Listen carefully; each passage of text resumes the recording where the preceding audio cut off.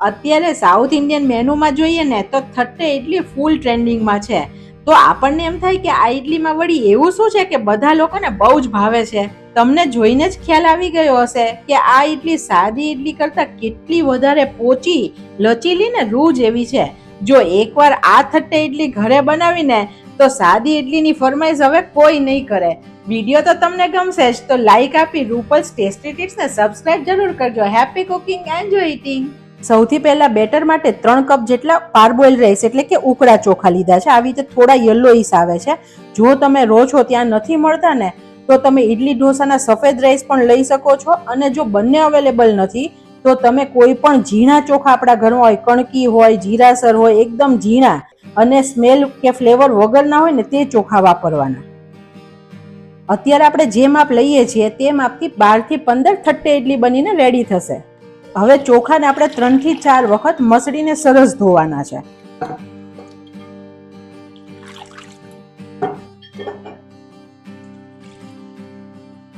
આવી રીતે 3 થી 4 વખત કરીએ. બેટરને સરસ ફર્મેન્ટ કરવા માટે 1 ચમચી જેટલા આપણે મેથી દાણા લઈએ છીએ. તેને 1 વખત પાણીથી ધોઈ લઈએ. ધોઈ લીધા પછી દાણાને આપણે ચોખામાં એડ કરી દઈએ. તમે સાથે પણ ધોઈ શકો છો પણ દાણા ઘણીવાર જતા રહે છે પાણીથી ધોવામાં. હવે મોસ્ટ ઇમ્પોર્ટન્ટ વાત, આપણે શું કરીએ કે સાદા પાણીથી ચોખાને પલાળી દઈએ, પણ તો ચોખા પલળતા એક તો બહુ વધારે ટાઈમ જાય છે અને બીજું અંદરથી દાણો સહેજ પણ જો કડક રહેશે ને તો બેટર સારું નહીં બને. તો અત્યારે આપણે હુંફાળું ગરમ પાણી લઈએ છીએ. અત્યારે મેં પહેલા 1 લીટર જેટલું નાખ્યું છે. જેમ પલળશે ને તેમ ચોખા ઉપર આવશે અને પાણી શોષશે. તો પાણી હજુ આપણે વધારે જોશે તો બીજું અડધો લીટર જેટલું પાણી એડ કરીએ. અત્યારે આપણા ચોખા ઉપર એપ્રોક્સ આટલું પાણી છે. ઢાંકીને 4 થી 5 કલાકનો આપણે રેસ્ટ આપવાનો છે. હવે બેટર બનાવવા માટે બીજી વસ્તુ એડ કરવાની છે, જે છે અડદની દાળ. આપણે 3 કપ ચોખા લીધા હતા તેની સામે આપણે 1 કપ જેટલી અડદની દાળ લીધી. જે અત્યારે છિલકા વગરની વ્હાઈટ દાળ આવે છે તે જ મેં લીધી છે. હવે થટ્ટે ઇડલીની મેઇન વસ્તુ છે આ સાબુદાણા. તમને થશે સાબુદાણા ઇડલીમાં? હા, પણ થટ્ટે ઇડલીમાં સાબુદાણા નાખવાના જ હોય છે.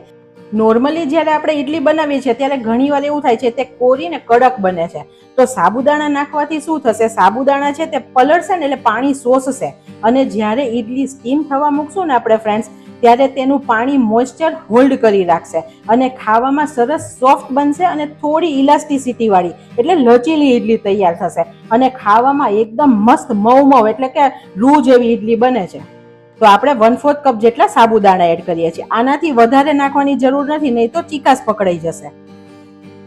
બીજી ઇમ્પોર્ટન્ટ વાત કે ચોખાને આપણે 4 થી 5 વખત પાણીથી ક્લીન કર્યા, પણ આપણે દાળ અને સાબુદાણાને એક જ વાર ધોવાના છે. તેનો સ્ટાર્ચ પૂરો કાઢવાનો નથી, કેમ કે તેનાથી જ સરસ ફર્મેન્ટેશન આવશે. તો આપણે એક જ વખત તેને ધોઈ લઈએ. બહુ મસળવાનું પણ નથી.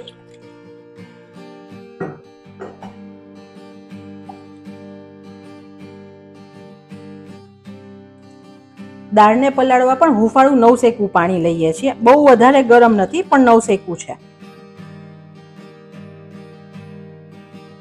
એપ્રોક્સ 1 લીટર જેટલું પાણી નાખ્યું છે અને હાથથી જોઈએ તો આમાં પણ આટલું પાણી છે. દાળને પણ ઢાંકીને 4-5 કલાકનો રેસ્ટ આપીએ. હવે 5 કલાક પછી આપણે ખોલીને જોઈ લઈએ. ચોખા સરસ પલળી ગયા છે, ફૂલી પણ ગયા છે અને તમે દબાવો ને તો ટુકડા થઈ જાય છે. સાબુદાણા પણ સરસ ફૂલી ગયા છે અને દાળ પણ સરસ પલળી ગઈ છે, તેના પણ ટુકડા થઈ જાય છે. આ ચોખા પલાળેલું પાણી આપણે વાપરવાનું નથી, તેને આપણે કાઢી લેવાનું છે. ફરીથી સાફ પાણીથી એકવાર ચોખાને ધોઈ લેવાના, જેથી કોઈ સ્મેલ ના આવે. બાકીની પ્રોસેસ કરીએ તે પહેલા 1/4 કપ જેટલા બટેકા પૌવાના પૌવા લઈએ છીએ. આ પૌવા નાખવા ખૂબ જરૂરી છે, જેનાથી ઇડલી એકદમ સોફ્ટ થશે ને મોસ્ટ થશે અને એનું ફર્મેન્ટેશન બહુ સારું થશે. તેને એકવાર પાણીથી ધોઈ લેવાના. પૌવાને દાળ ચોખા સાથે પલાળવાની જરૂર નથી, કેમ કે તે ફટાફટ પલળી જાય છે. તો આ પ્રોસીજર આપણે અત્યારે કરીએ છીએ. હવે પાણી નાખીને 5 મિનિટ પલળવા દઈએ. આપણે આ દાળનું જે પાણી કાઢીએ ને તે ફેંકી નથી દેવાનું.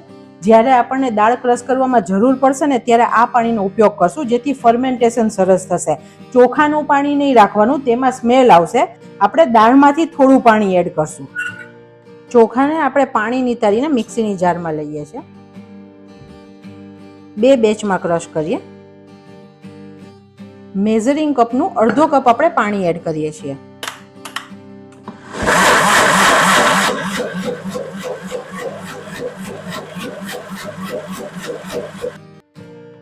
અત્યારે તમે જુઓ ચોખા પાણી શોષી અને ખૂબ જાડું બેટર છે. આવું સરખું ક્રશ પણ નહીં થાય અને આટલું જાડું હશે ને તો ફર્મેન્ટ પણ નહીં થાય. તો આપણે 1/4 કપ જેટલું પાણી એડ કરીએ. ફરીથી ક્રશ કરીએ.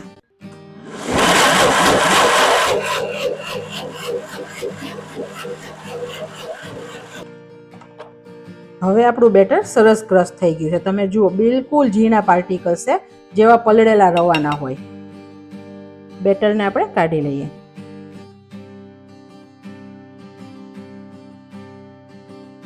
બીજો બેચ પણ આપણે તેવી જ રીતે ક્રશ કરીએ અને જરૂર મુજબ પાણી ઉમેરશું. આપણે આમાં ડાયરેક્ટ 1 કપ જેટલું પાણી નાખીએ છીએ. તેને પણ કાઢી લઈએ. દાળને પણ આપણે 2 બેચમાં ક્રશ કરીએ છીએ. પલાળેલા પૌવા પણ લઈ લઈએ. હવે દાળ ધોયેલું પાણી હતું તેમાંથી 1/4 કપ અત્યારે મેં પાણી લીધું છે, તે નાખીએ. જરૂર પડશે તેમ આપણે પાણી એડ કરતા જશું. આપણે પહેલેથી બહુ પતલું બેટર નથી બનાવવાનું.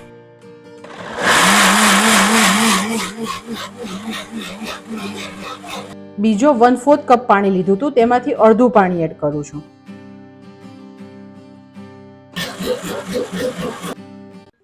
આપણે દાળને ચેક કરીએ. એકદમ સ્મૂધ દાળની પેસ્ટ થઈ ગઈ છે, એકદમ સરસ પીસાઈ ગઈ છે. દાળને આપણે કાઢી લઈએ. દાળ એકદમ સ્મૂધ હોવી જોઈએ અને રવા જેવું ટેક્સચર ચોખાનું હોવું જોઈએ. બીજો બેચ પણ તેવી જ રીતે ક્રશ કરી લઈએ. આમાં પણ 1/4 કપ જેટલું પાણી એડ કરું છું દાળનું.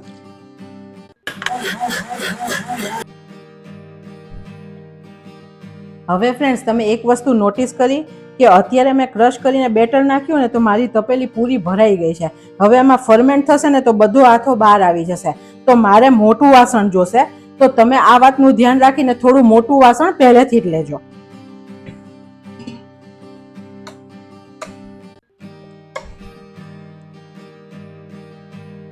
એકવાર આપણે બધું મિક્સ કરી દઈએ. દાળ ને ચોખા પ્રોપર મિક્સ થઈ જવા જોઈએ. હવે મોસ્ટ ઇમ્પોર્ટન્ટ વાત, આપણે આથાને આમ નામ ઢાંકીને મૂકી નથી દેવાનું. અત્યારે પહેલા 5 મિનિટ માટે બેટરને ફીણવાનું છે. ફીણશું તેથી એર બબલ્સ આવશે અને આથો બહુ સરસ આવશે.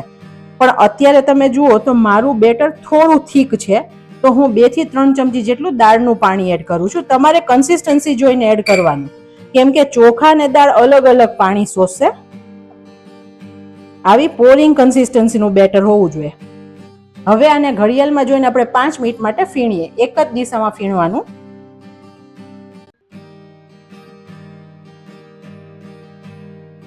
આ બહુ જરૂરી છે. પહેલાના લોકો આપણે જે આથો દેતા ને ત્યારે વસ્તુ કરતા, કેમ કે આપણી હાથની ગરમી લાગશે આમાં અને સરસ ફર્મેન્ટ થશે.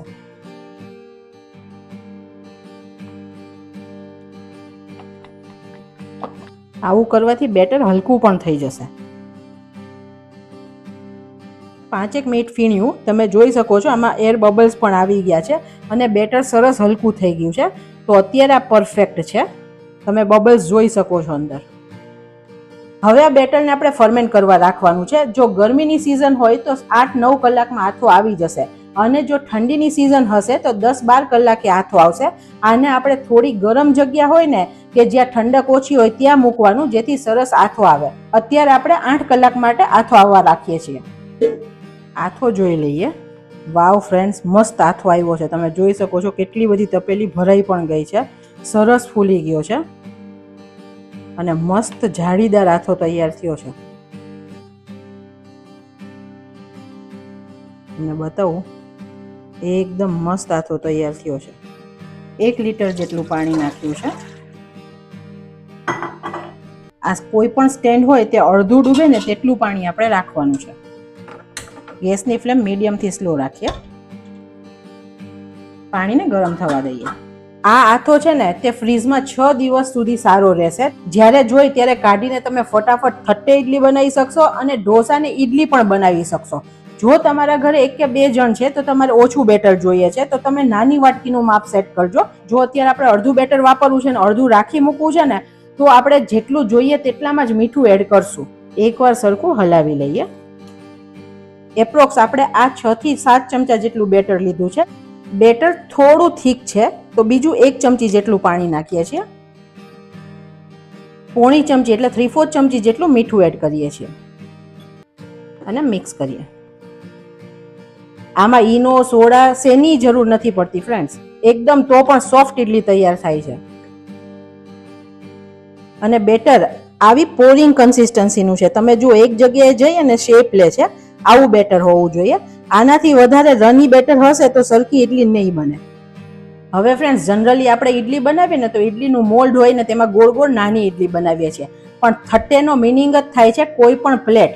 તમે આવી કોઈ પણ પ્લેટ હોય તેમાં ઇડલી બનાવી શકો છો. તેને થટ્ટે ઇડલી કહેવામાં આવે છે. અત્યારે સાઉથ ઇન્ડિયન ફીલ આવે ને એટલા માટે મેં કેળનું પાન રાખ્યું છે. પાન ઉપર થોડું તેલ ગ્રીસ કરી દઈએ. અને આ ઇડલી હોય છે ને તે થોડી જાડી હોય છે તો આપણે એકદમ ઓછું બેટર નાખીને પતલી ઇડલી નથી બનાવવાની.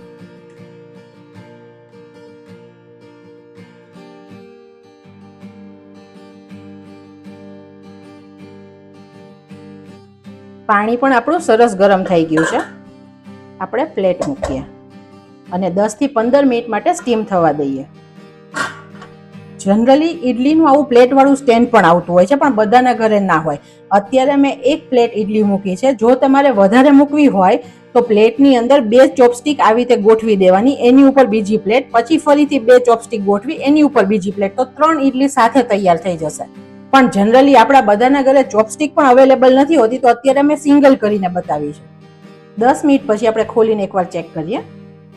વાવ ફ્રેન્ડ્સ, એકદમ સરસ ફૂલી ગઈ છે. વચ્ચે આપણે ટૂથપીક નાખીને ચેક કરીએ. ટૂથપીક અત્યારે ક્લિયર આવી છે તો સરસ ઇડલી ચડી ગઈ છે. કાઢી લઈએ. હવે આને પૂરી ઠંડી થવા દઈએ. ચપ્પુથી થોડી છૂટી પાડી છે.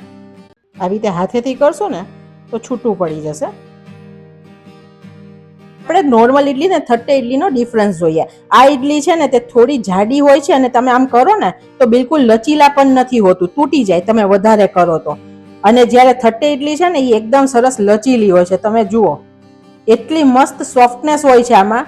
તેનો મેઇન ડિફરન્સ છે કે આમાં આપણે સાબુદાણા નથી નાખતા અને આમાં સાબુદાણા નાખીએ છીએ. સાબુદાણાને લીધે મોઇસ્ચર હોલ્ડ થશે કેમ કે સાબુદાણા પાણી શોષીને ફૂલશે. તેને લીધે બહુ લાંબા સમય સુધી આ ઇડલી ખાવામાં એકદમ સરસ સોફ્ટ લાગશે. બીજું, ઓથેન્ટિકલી જેટલી નોર્મલ ઇડલી ફૂલે ને તેટલી થટ્ટે ઇડલી ફૂલતી નથી, પણ આવી રીતના ટેક્સચરમાં બને છે. આપણે આને કટ કરીએ. થટ્ટે ઇડલી પણ જોઈએ. તમે જુઓ એકદમ મસ્ત રીતે કટ થઈ ગઈ અને એકદમ સરસ છે. આમ તમે કરો ને મઉ ઇડલી છે, રૂ જેવી હોય ને તેવી ઇડલી છે ફ્રેન્ડ્સ. હવે આપણી પાસે કેળનું પાન અવેલેબલ નથી તો આપણે બેકિંગ પેપરનો ઉપયોગ કરશું. તેને આપણે ડીશની સાઈઝનું ગોળ કાપી લેશું અને નીચે રાખશું જેથી તે ચોટી ના જાય. અને ખાસ વાત, આ સાઈડમાં એકવાર તેલવાળો હાથ ફેરવી દેવાનો જેથી થોડું પણ બેટર લાગે ને તો સરસ રીતે નીકળી જાય.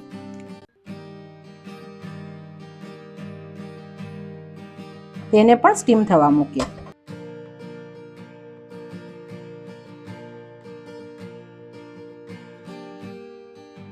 એકદમ આસાનીથી આપણે કાઢી શકીએ છીએ. હવે ફ્રેન્ડ્સ, રૂપલ્સ ટેસ્ટી ટીપ્સના વ્યુઅરના ઘરે કોઈ પણ રેસીપી બગડે ને તે મને બિલકુલ પસંદ નથી. કેમ કે તમે મહેનત કરો છો અને રિઝલ્ટ સારું ન મળે તો મજા ના આવે. તો હું પણ પરફેક્ટ ટ્રાય કરું છું કે તમારા ઘરે પણ મસ્ત વસ્તુ બને. હવે જો આપણા ઘરે ગેસ્ટ આવવાના છે ને આવી પરફેક્ટ ટેક્સચર વાળી થટ્ટે ઇડલી બનાવી છે તો તમારે પ્લેટમાં બેકિંગ પેપર અથવા તો કેળનું પાન મૂકવું જ પડશે. કેમ કે આ નથી મૂકતા ને તો બેટર નાખીએ છીએ ને તો સ્ટીક થઈ જાય છે. આપણે ભલે ગ્રીસ કર્યું હોય છતાં પણ ઉખડતું નથી.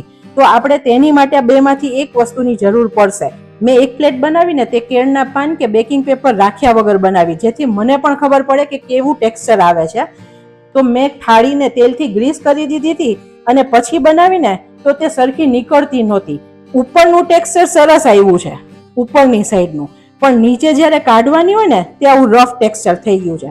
આમાં પણ કોઈ ટેસ્ટમાં ફરક નથી, તમે આ રીતે પણ ખાઈ જ શકો છો. આની ઉપર ઘી નાખી પોળી નાખીને તમે ખાઈ જ શકો છો ચટણી સાથે.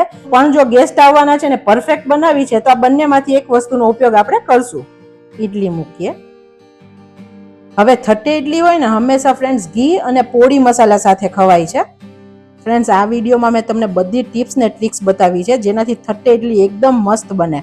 તો ચોક્કસ લાઈક કરજો અને તમે જે ઘરે બનાવો તેના ફોટોઝ પણ મને શેર કરી શકો છો કોમ્યુનિટીમાં.